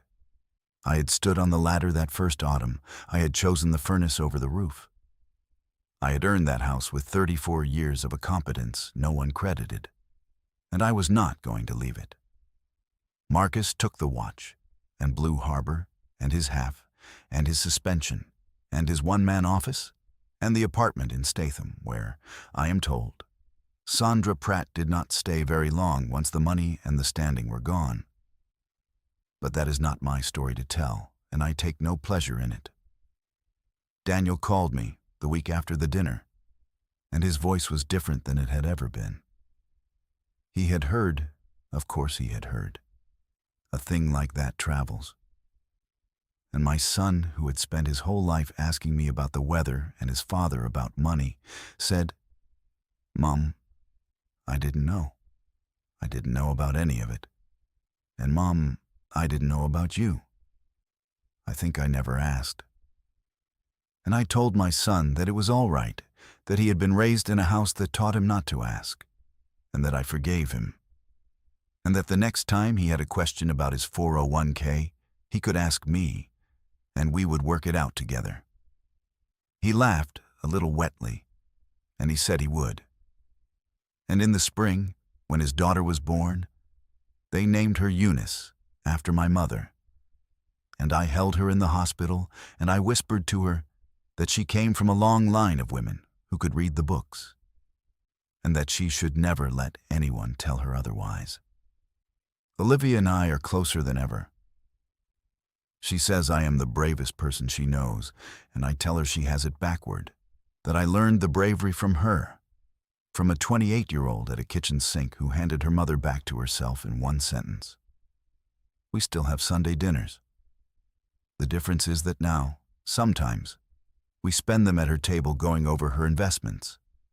Her mother, the actuary, and her, the fierce girl who counts cards. And I would not trade those evenings for anything in this world. I want to leave you with the thing I have come to believe, after all of it, sitting in the house on Larchmont Drive that is finally, fully only mine. For 34 years I let a man decide what I was, and I told myself it was kindness, and it was not. It was fear, and it was habit. And it was the slow surrender of a woman who had been taught that being the heart of the home meant she could not also be the head. I had a degree in mathematics and an actuary's eye and my mother's careful blood. And I folded it all up and put it in the lining of a coat in a hall closet. And I let a man explain checkbooks to me over breakfast for the better part of a decade.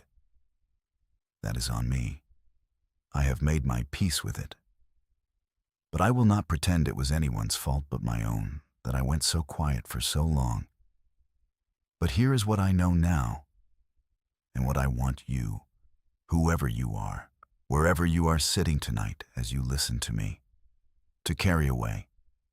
Your worth was never theirs to measure. The people who underestimate you are not seeing the truth and being kind about it. They are failing to look, and their failure to look is not a fact about you. It is a fact about them. I was always able to read the balance sheet. I was reading it the whole time, in the dark, on an index card in my coat, in funds at the library, in an ocean 10 feet from a man who saw a puddle. The day finally came when I read it out loud, in a navy gown, in a ballroom. And the only thing that had changed was that I had stopped agreeing to be invisible. Your value is not determined by the people who fail to see it. Hold on to that. It is the truest thing I have. If this story touched your heart tonight, then before you go, I'd love for you to sit with one question and answer it honestly, even if only to yourself. Have you ever been underestimated by someone who should have known you better? And did you ever find the moment, the quiet or the loud one, to show them who you really were? Or are you still carrying it, still folded up in the lining of a coat, waiting? There is no wrong answer. I only ask because I think this story belongs to more of us than will ever say so out loud. And if you'd be so kind, leave a like so that more people who need to hear this will find it. And subscribe so you can sit with me again next time. And most of all, tell me in the comments where you're watching from and what time it is in your part of the world. I read them. I read all of them. I picture you out there, in your kitchens and your cars and your quiet rooms late at night. And it means more to me than you know to imagine the map of us. All these hearts who understand exactly what it is to be looked at and not seen. Take care of yourself. Hold your head up. And never, ever let anyone convince you that you can't read the books. Especially not a man who is counting on it. Because your value is not determined by the people who fail to see it. It never was. And it never will be.